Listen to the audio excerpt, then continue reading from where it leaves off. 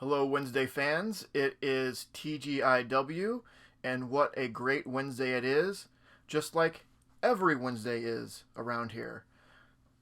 I have comics. I have a cute pup. What's the hate?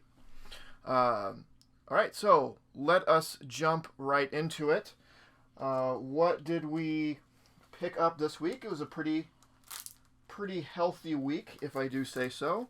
Not super huge, but some good stuff. We have ourselves a Venom number 27. Immortal Hulk. This is still the first book I usually read every week that it comes out. Amazing Spider-Man number 46. So continuing on with the Sins Rising storyline. I'm not totally sold on it yet. Let's see. Detective 1025. More of Joker War. I am digging this so far. It's great. I love the lead up to it. I love the little bit we've gotten of it so far. I'm really excited to see where it goes. Superman number 24. Looks like Dr. Fate is showing up, which is bad news for Superman, as we know that Superman's vulnerability is magic. Though I don't know. What do you think of that? That his weakness is magic. I don't think that that's really his weakness. It's like magic affects him like it affects everyone else. Does that make it a weakness? Would I say that bullets are my weakness? Like, no, I wouldn't say they're my weakness. Sure, they'll kill me, but it's not like an exploit. Bullets affect me the same as everyone else. I don't know. Saying that Superman's weakness is magic, I always thought is dumb. Like, it's not his weakness. It affects him like everything else. Like it affects everybody else. Anyway, whatever. He is susceptible to magic. Dr. Fate is magic. Trouble. Guardians of the Galaxy number 5. This is Moondragon versus Moondragon sort of thing going on. Weird. Batman's Grave number 9. Captain America 21. I feel like it's been a really long time since we've had a Captain America. Is this the first time we've had Captain America since comics have been back? Because I don't remember reading Captain America in the recent past. This might be the first Captain America since comics have been back. Weird. Revenge of the Cosmic Ghost Rider number 5. Love me some Cosmic Ghost Rider. It's I love Ghost Rider. I love Punisher. I love cosmic stuff. It's everything you'd want. Empire 4. This continues to be great. Again, I'm not feel like I'm really missing out. Maybe in the last issue, I felt that maybe I was missing something with Ted, kind of being sort of under control of something. Maybe that a little more of that happened in one of the side stories or something that I'm not getting. But I was able to get out of context what's going on, so I still feel that I'm okay, having just got the main run. And Dungeons and Dragons Infernal Tide number 5. This has been good. I like this. Like to see where it goes. This is issue 5, so it's probably one more issue after this. But this has actually been really good. And I also picked up something extra. This looked really interesting. Big Girls, number 1. So, if I remember correctly from the solicit, big kaiju monsters are attacking, and the response, for whatever reason, is to giant size girls and have them fight the monsters. Sounded like a lot of fun. I'm in. We'll see how that goes. If it's good, I will pick up trades of it as those come out, as I typically do with most Image series. But yeah, a good amount of stuff. I feel that was a good amount of stuff. This feels like a good, healthy, balanced week. Not too big, not too small. It was maybe an issue or two more than what last week was, so it's a good balance. Let's see. So, speaking of last week, got through everything and then a little bit more. So, the new stuff, the Spider-Man Noir 2, Fantastic Four, Deadpool, this was fantastic. Strange Adventures, Star Trek Year 5. This is really good. I'm excited to see where this is going. It's like this trial of Kirk by the Klingons. Odds are it won't go well for Kirk. Empire 4 was great. Batman 96, Joker War stuff was great. And then I also read the reprint of Tales Imperfect. Tales Imperfect. I was thinking Marvel Tales. Future Imperfect. It's as awesome as I remember it. It's as awesome as I remember it was. So, again, if you haven't read it, and even if you have read it and just need a handy reprint copy to reread over and over again, if this is still on the shelf, pick it up. It's worth rereading even if you have read it. Let's see. All right, and then I again said I was going to read 5 issues of Namor, which I did. I ended up having a little extra time. I had an unscheduled day off on Monday because my power went out, and I'm working from home remotely.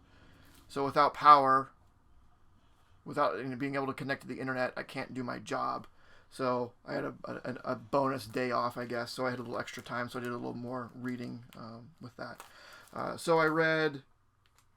So instead of just 46 through 50, I read 46 through 57. I read a good chunk of them, and I know that I was kind of complaining about how bad Namor had gotten. So why you would say, like, why if it's so bad, how could you get through so many issues? It's back, baby. It's good again. You heard it here, folks. 30 some years after it came out, Namor's good again. It really is. It's not as good as it first was, that John Byrne run, those first 25 issues. That's like untouchable. But it's out of this dark super 90s savage Namor world. Oracle Corporation is back. He's doing stuff with Oracle Corporation. He has a brand new endeavor where he's making this city under the sea that is supposed to be a sanctuary for both humans and Atlanteans alike. Like he's back to not being crazy savage Namor. He's still arrogant, but he has a balanced mind, and he's striving for peace between humans and Atlanteans through this endeavor of he calls it Hydrobase. I think is what he called it. But all kinds of other stuff happen. It's so good. Also, man, this.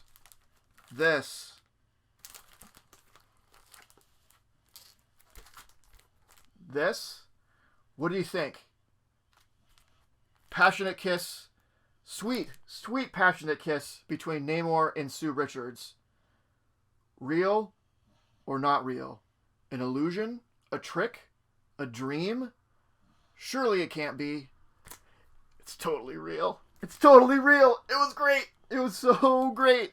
I mean, it was awful because Reed at this point is presumed dead for not very long. It hasn't been that long. They don't go any further than this. But it is a hell of a kiss. And it's not a friendly peck on the cheek kiss. It was pretty fantastic. Anyway. So, read all those. And then 3 issues of What If. What if the world knew that Daredevil was blind? People figure out he's Matt Murdock. Spoiler alert. 9, what if the Avengers had fought evil during the 1950s? I expected this to be like, this one's going to be kind of lame and dumb. I just want to get through it. I was unaware of the history of this book and actually the importance of this issue of What If. So, putting 3D Man aside, and if you put Jimmy Woo in here, you have the Agents of Atlas, the original Agents of Atlas. This is where that idea came from. The what if the Avengers fought evil in the 1950s? You know, it's not Captain America and Iron Man and Thor in the 1950s. It's 1950s characters get together and make a team and happen to call themselves the Avengers. So these Atlas characters, Atlas, what Marvel was before it was Marvel, and 3D Man, he appeared much later, but he was created much later, but his story takes place in the 50s. Like, 3D Man is in the 50s. So he's there. Jimmy Woo is there. So it's all the Agents of Atlas plus 3D Man. Later, the Marvel Universe is retconned to say that what happens in this book basically does happen on our Earth. Not exactly, but some of the broad strokes, and that's the Agents of Atlas. So this is really, and if you look at, and I had to do a lot of research, or it sent me on a path of research on this, because I was not super familiar with Venus and I think was it like Kid Marvel or something. So I was looking them up on Wikipedia, and it sent me to Agents of Atlas. And Agents of Atlas, the entry of Agents of Atlas is like, yep, idea started in What If number 9. Super cool. And it was a really good story. So if you are interested in Agents of Atlas, this is basically this is the semi-origin story of the Agents of Atlas. Kind of cool.